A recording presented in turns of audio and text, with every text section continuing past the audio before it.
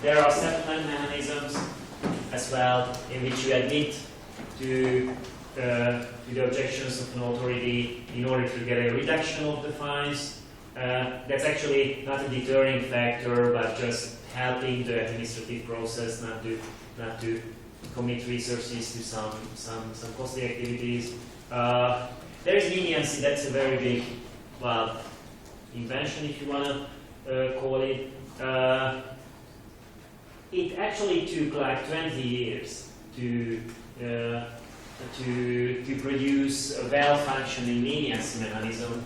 The leniency has this idea that if somebody is providing information on a cartel activity he is involved in, then he might get some immunity, maybe full, maybe partial immunity from the fines. And leniency policies exist from the 70s in the US, but still until they made major reforms in the 90s. Leniency wasn't really working, and that was also the case in the Commission. In the 90s there was a leniency program in place, but it didn't work till the 2000. And it's still not working actually in quite a few countries, although the mechanism is implemented, but it seems the case like we need to fine-tune the leniency mechanism to the, I don't know, the socio-economic culture of one country to make it properly work. There is also a very big area developing now, well, mostly on the legal field, but economics can play a huge helping hand, or can give a huge helping hand, is consumers can actually sue companies that some damage was done to them, and then going to court for that. It's actually not trivial that they are completely helping each other. There are some complementarities between the five of them or four of them, but if you push one part too hard, then the other might not work. For example, if you give too much power to the private damage actions, the leniency might not work, because if somebody is claiming he is guilty, he exempts himself from the fines, but not from the private actions. So on the policy field, there is quite a big debate on that, how to put these parts together. And although cartels have a well visible importance, a lot of other horizontal agreements also fall under the scrutiny of competition policy. Basically, these mostly joint ventures can be realized at various levels of production of the vertical chain, not just on production, but even on the upper level, like R&D, or on lower level, closer to the consumer, like commercialization agreement. Airline alliance was one example. But, for example, there were very big cases concerning these MIFs, these multilateral interchange fees that are set by banking card companies, MasterCard and Visa, with the banks on how to set those prices that are basically affecting all the payments you do at any retail shops that is accepting your card. And how did they coordinate their conduct through this agreement, not in a cartel agreement, but in some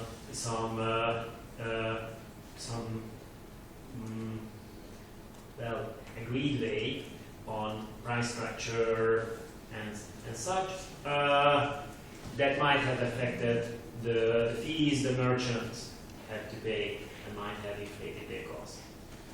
And well, there are some anti-competitive concerns, which is basically the decrease of rivalry between the companies, somehow decreasing the decision-making independence, but there might be also synergies that are generated, even through cost savings that might also benefit consumers on the long run.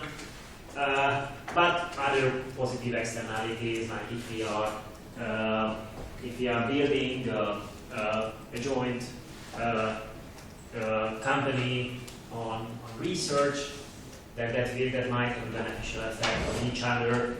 By creating a public good, it might also affect other industry players. And while in 2000 or after 2000, a very detailed guidance was given for companies how to do that. A recent horizontal guidelines just published a year and a half ago is very detailed on that. There might be also other agreements that fall under this article. These are the so-called non-horizontal agreements or vertical ones. Horizontals are the ones that are between companies in the same level of the supply chain, so generally seen as competitors, while verticals are the ones that are in some, for example, manufacturer-retailer relationship, or other kinds, one acting as a seller and the other as a buyer. However, these relationships are working on a bit different logic because they are at different vertical levels. It's not necessarily the incentive to restrict competition. Even on the other hand, both players, even the upstream seller and the downstream seller, might have an incentive to sell more. And that would mean actually to have more incentive to decrease the wholesale price, which would decrease the retail price. And therefore, somehow the approach, the policy approach, have been reversed. First, at the end of the 90s, creating a presumption of legality of disagreement if those companies are not too big. And these exemptions are given on the market share that are acting as proxies here, and if neither player, either on the seller or on the buyer side, has a market share more than 30%. And again here, in 2010, a very detailed guidelines was given on how to assess those agreements. Okay, the second part, where competition policy is very active and maybe more active than Article 101, is concerning the use of dominant positions. That the wording here is very similar to the Article 101. You might not impose unfair prices, limit productions, dissimilar conditions, or some other supplementary obligations that do not have connections with the subject of such contract. Basically, here the interpretation is that they do not that they do restrict competitions in more than would be needed to achieve some other maybe efficiency goals. And well, this dominant position and checking this one is actually a first screen. You can use only a dominant position, so this is what should be first assessed. However, there is also a legal interpretation that if you are holding the dominant position, that it puts a special responsibility on the company, that it should protect competition in such a way.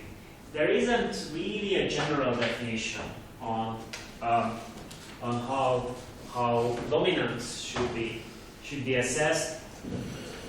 Certainly, substantial market power, so an ability profitably increasing prices above the competitive level because of its unique position, and also maybe the best way to assess that whether the company has an ability to behave to an appreciable extent independently. So doesn't have strong constraints that are restricting the price setting ability. And well, there was the previous approach, especially quoted by lawyers, that dominance should be proxied by market shares, but economics wars very much against on that. Although for small market shares, it might be presumed that the company has a dominant position. So there is in the new guidance papers issued in 2009.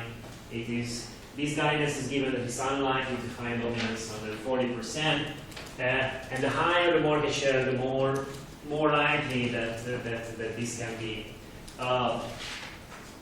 the case. But it needs to be assessed on a case-by-case basis. So there were some companies that were under investigation, even with a market share of 80% or 90%, but at the end there wasn't enough evidence to indicate they are dominant, because they might face constraints from potential entrants and so on that prevents them from setting a too high price. Maybe they couldn't act independent from these external factors. And there might be two. You can characterize these abuses in the following two categories. One are the so-called exploitative practices that are directly using the market power of the companies already gained to set usually higher prices or discriminating against consumers. But as policies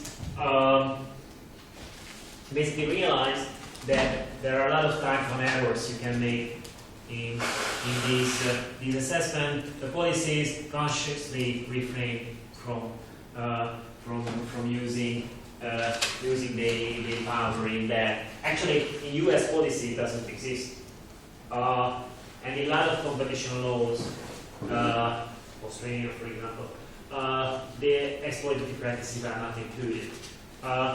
Exclusionary practices, those which are aimed to distort competition and thereby somehow indirectly exploiting customers. In the end, they are more strictly enforced not to happen, and the Commission clearly set their priorities to move into that area, giving a very detailed discussion that lasted actually for 4 years with businesses and other policies, how to reform Article 82, and a final guidance paper was issued in 2009. Horizontal exclusion is a specific branch of abuse of dominance when the company wants to exclude other companies, other competitors from the market that are at its own level of the distribution chain. And those are maybe the most famous abuse of dominance cases, predatory pricing, or some rebate schemes inducing loyalty, or the tying of Microsoft that we already discussed, for example. However, as here this entry barrier is basically created from the consumer, then they need to be convinced, and they can be convinced only by giving them benefits. So it's not really obvious how we should evaluate those short-run gains that the commercial policy gives to the consumers against the potential long-run losses that the distorted competition might bring. In this policy area or this enforcement area, again, there might be fears of over-intervention. But there are actually some cases when this can be convincingly done. In the telecom industry, there were a few cases run on at the European level even, but lot by national authorities. And when, for example, there are some cases in WTO, do national authorities somehow connect with this WTO? You mean when there is some price discrimination, some issues, you know? You mean like dumping prices? Yes, something like or discrimination issues? Because if discrimination is, I don't know whether if the question concerns specifically WTO investigations. I don't know actually. I don't know. I have no knowledge of the case when it was investigated whether whether decisions should be harmonized in that sense. In the case of this discrimination case, these parallel trade cases, they certainly affecting international trade somehow, but there is no explicit need that the two policies should reach the same conclusion. I know it creates some gaps in that sense, that in order to abide a WTO standard, you have more chance to violate competition law. I'm not sure that that this question can be completely settled in that sense.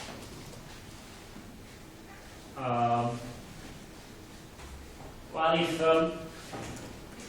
if it's really a dumping price that would happen, that one company might want to gain ground in another country if that's what you are referring to, because that's what typically, or that's one area that might be typically done by WTO investigation. That might not fall actually under competition law, because it doesn't seem like as an exclusionary behavior, in the sense that you want to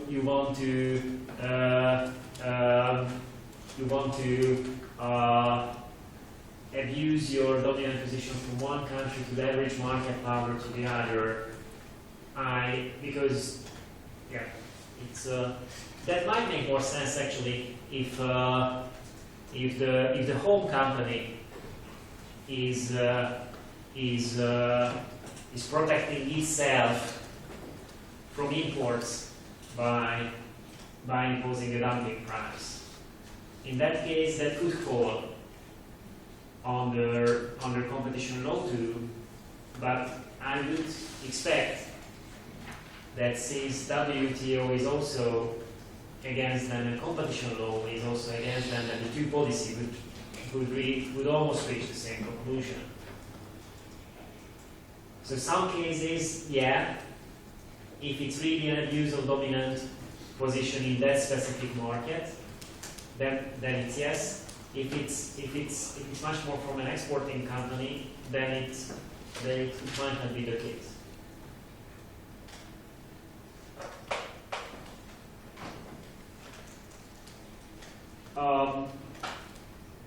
Yeah, the other area, or the other kind of exclusionary abuse that I'm going to detail, for example, tomorrow in much more details.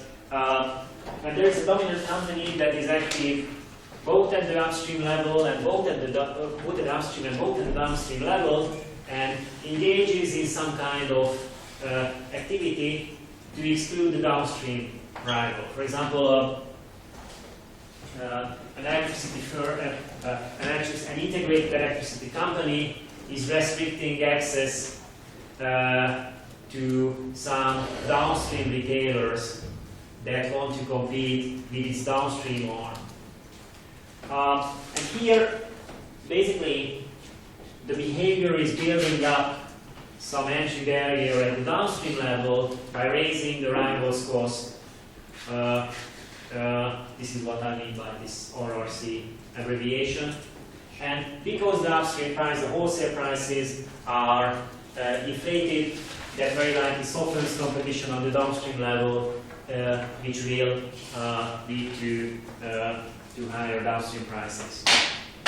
And naturally, in that way, some upstream profit is going to be lost. But on the downstream level, you are protecting your market power, and therefore there might be downstream profit gains, and you might actually throw back the liberalization of that market for some years even. And here it's actually quite important that this kind of policy direction cannot be used for any kind of upstream infrastructure. In order for the dominant country to have some special responsibility to giving access, one needs to prove that the upstream infrastructure is indeed essential to the competition downstream, not necessarily for the competitors, but for competition downstream. So, for example, if there are three ports in a specific country, and they are very close to each other, and company one controlling one port is restricting access to the port is controlling, that might not be an abuse of dominance, because access to that specific country might be gained through the other ports as well. And unless proven that those two ports are a more inefficient way to reach the downstream market, there shouldn't be any special responsibility put on the company owning the first port. And this is a very specific area based on in competition policy area on which a lot of interventions were made in energy and telecom market. But the Microsoft case also has aspects like that. Well, basically one part of the Microsoft decision, not the more famous one, the media player part. The third area is merger control. As I said, it's relatively new in European jurisdictions, having a history of like 23 years. But in the last 10 years, this was the field where huge developments were made, and partly it was because the court imposed very high standard of merger control in early 2000s, and DG Comp's interventions between 97 and 2000 were defeated, and the court were thrown back for further investigation. And now there is a very big input of economics in there, both on the theoretical front and both on the empirical front. If you are somebody that is more interested again in this in this analysis part of competition policy, this is the most fun part to work with. Yeah. But by merger, you mean both mergers and acquisitions, or? Absolutely, yeah. So mergers, those are M&A activities in the pure sense. And while the question is whether the merger in sense falls under the merger regulation or not, and basically a merger falls under regulation first if it reaches some revenue thresholds. So in order to a merger to fall under European merger regulation, the two companies, or if more companies are involved, their total turnover in European countries should be more than, I think, 5 billion euros. And a second more important step is that, because that's just screening, basically screening out the big cases that might have an impact on European trade from the, mergers of two local restaurants that have an impact only on a very small number of consumers. But most important is only those mergers that lead to a change of control. So that in that merger in which a 10% stakeholder is buying a smaller share in another company, that's not an M&A in the control changing sense. So that's the main, because then basically nothing changes from the initial situation. Actually, in terms of financial activities, a lot of things changes. Profit flows, a lot of things changes. Corporate structure also, but the question is whether the merger would lead to different incentives to act on the market, whether the merger somehow gets rid of some competitive force on the market, and that can be only done if the control of the company is changing. And this is what is seen, because first it might seem that okay, if all M&A fall under merger regulation, then it's tons of work. But if you go through these screens, then only like 300-400 cases are investigated by the commissions, and 90% of that are cleared in the so-called phase 1, which lasts about 1 month. So they are those mergers that are falling under the regulation but not really raising competitive problems. Those who are not, they are going to a detailed investigation, so-called phase 2 investigation, that might last depending on the case, like up to a maximum of 8 months.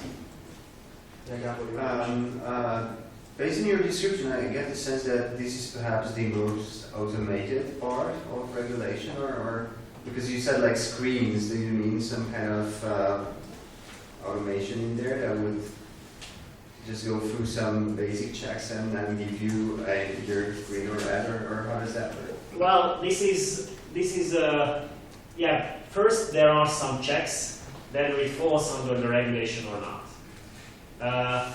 And then there are some screens whether the case requires specific attention or not. So that check whether we investigate. We investigate first. We get opinions from competitors, from consumers. Look at data on the market available, whether there might be competitive problems or not. So basically, the phase 1 is the hypothesis creating phase.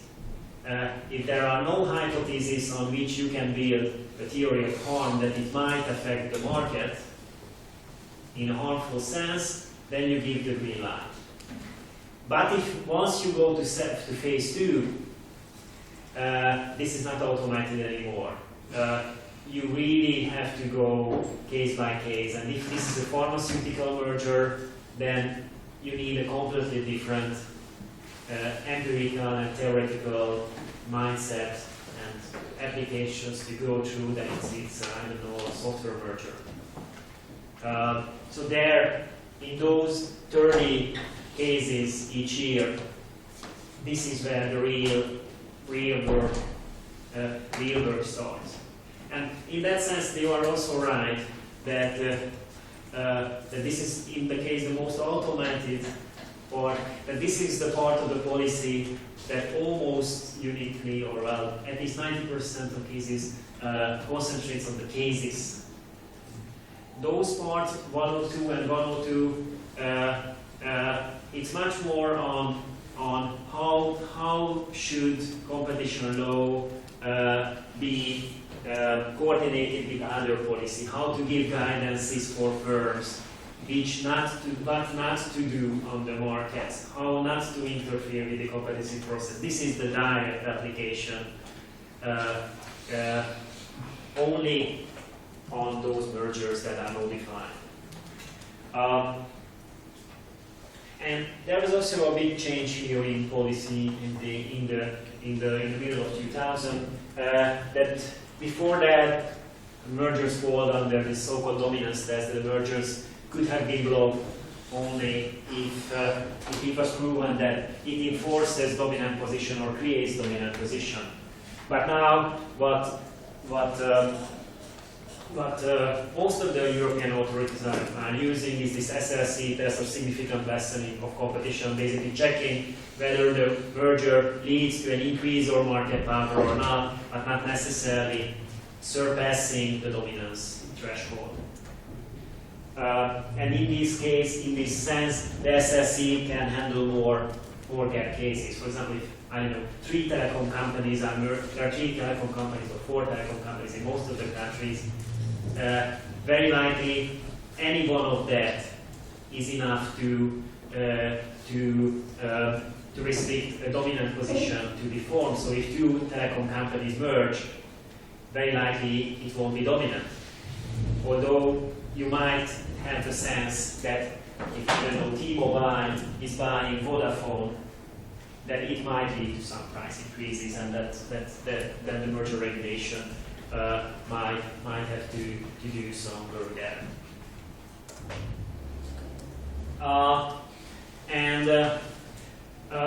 What the merger investigation is doing is basically, again, weighting these negative factors and positive factors against each other, because that concentration can obviously lead to efficiencies, so that's a positive side, but can also increase market power. And here, this is one area where the policy is making basically a forward-looking forecast on what is happening on the market. Just for a moment, comparing basically 2 scenarios when the merger takes place with the one as the factual, maybe the modified forms with some remedies, with the scenario where the merger doesn't take place in the future, so not necessarily with the situation that is right now, but where the market might evolve in 1-2 years without the merger. And what about the mergers in financial sector? Did it become any stricter because of the too big to fail concern, recently due to the crisis? Or? Yeah, there was a quite big discussion on that, especially when the crisis started, 2009, 2010, when competition policy should be changed because of the financial crisis. And the final decision was that no, it shouldn't.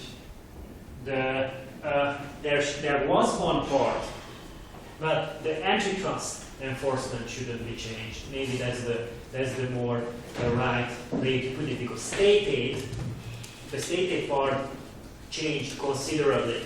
How the state should aid those companies that might be in the need of some short-term needs, because this was how the crisis was looked more.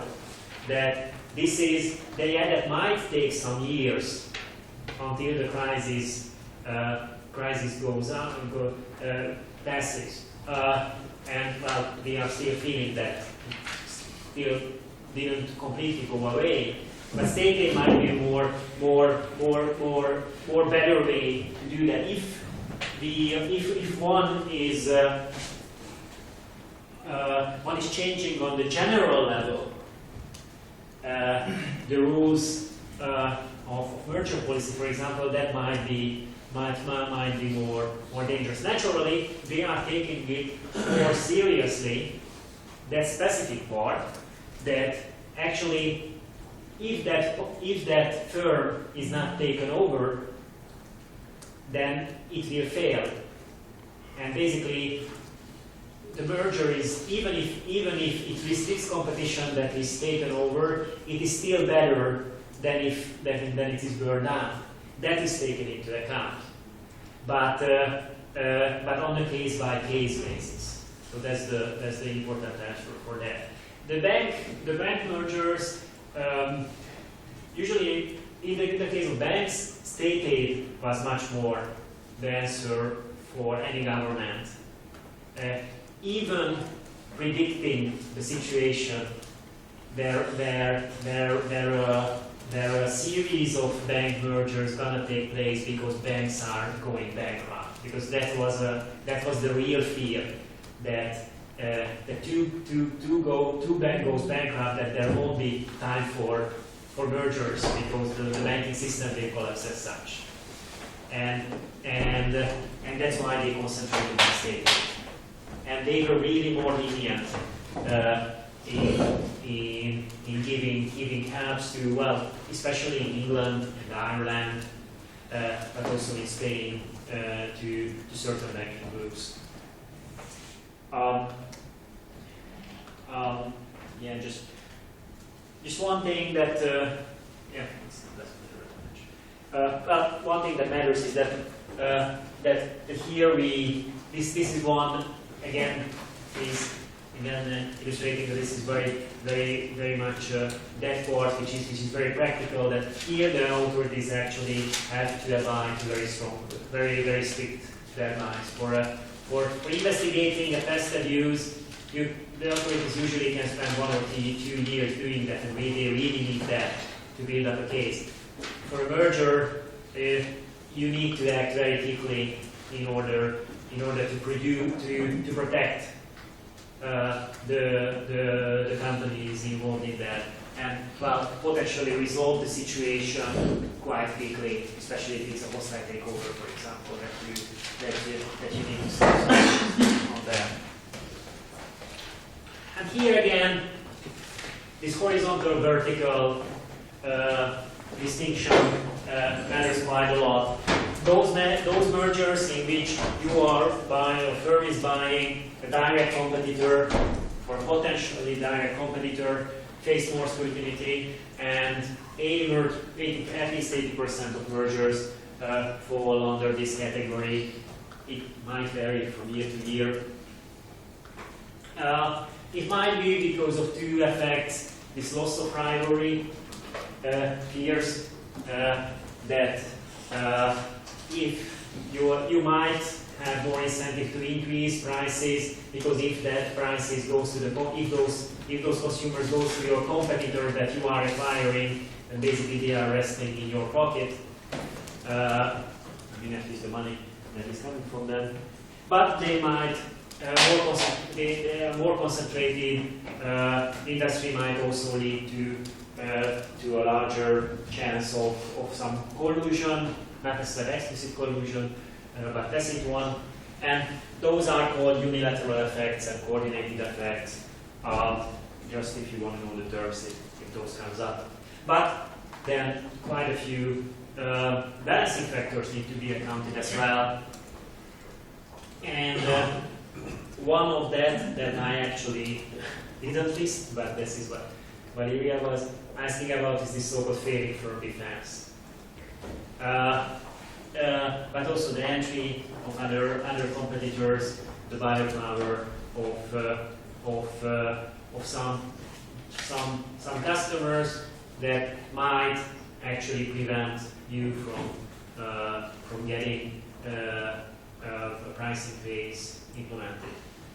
And here a lot of empirical techniques devised by a bigger industrial organization, for example, are playing a much bigger role. Can it actually happen, or has it happened before that two firms who were in a cartel before have merged, and therefore went through both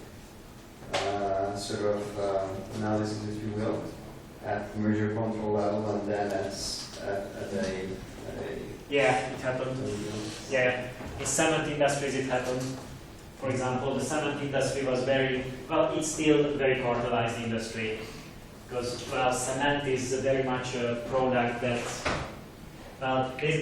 basically, cement industry is the industry characteristic are giving a very favorable condition for that. And actually, it's happened in a more mergers in cement industries and in the formation of cement cartels actually played a role as stabilizing mechanism for the cartel. That if you are not abiding to a cartel, then you're going to be taken over. And there were really some conspirations like that discovered that in the cement for sure that were even put into written letters and so was used as hard evidence. Yeah. I just wanted to ask about the actual procedure of improvement.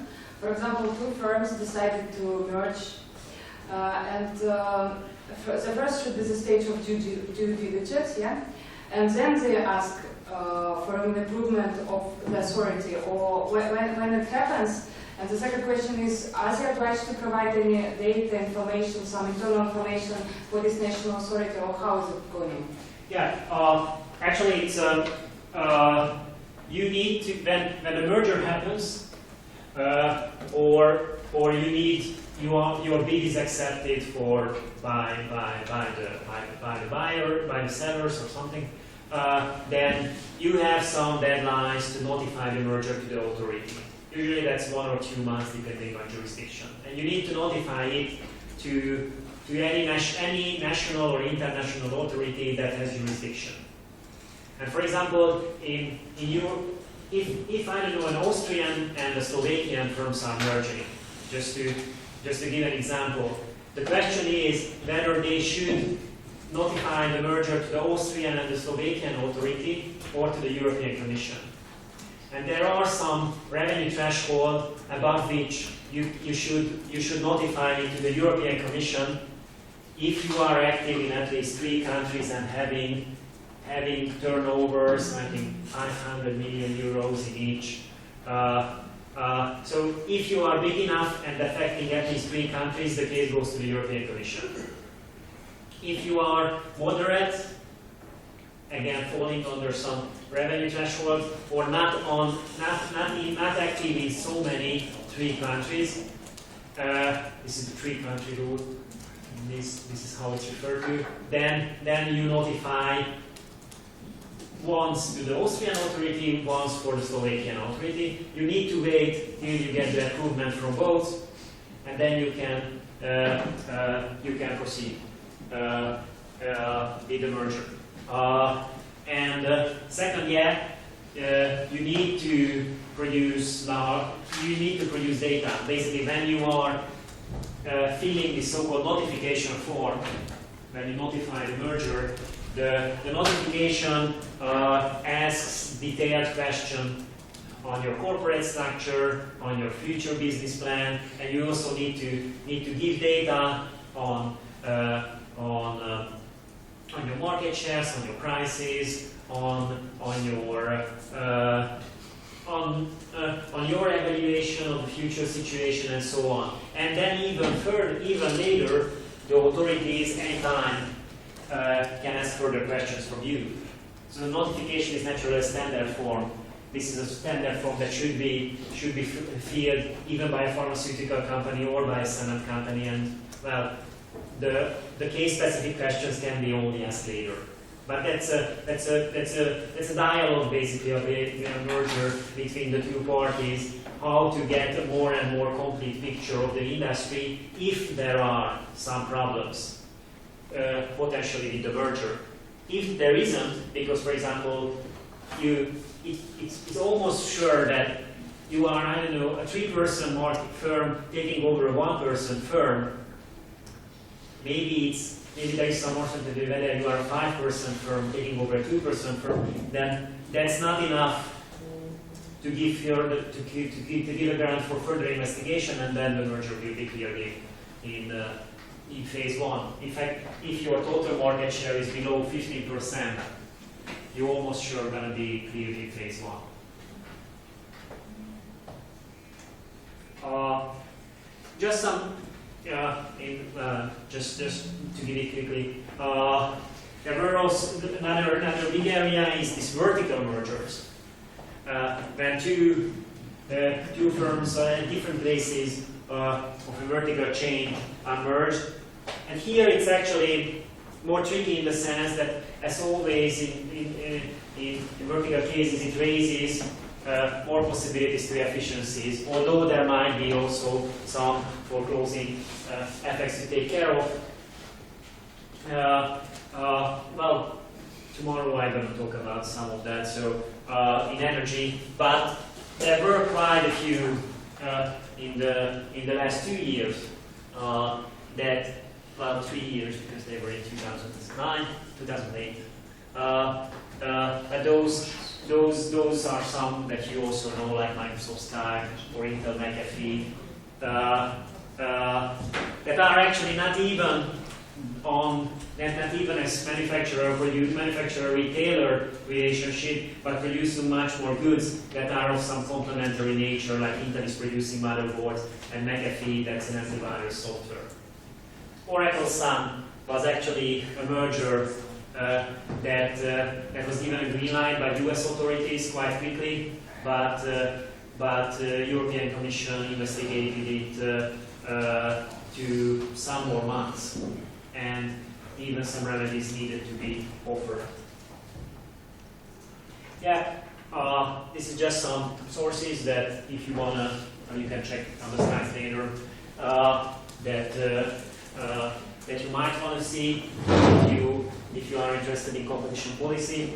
And while the last slides, if you seem to be interested in competition policy, then again some tips for you later.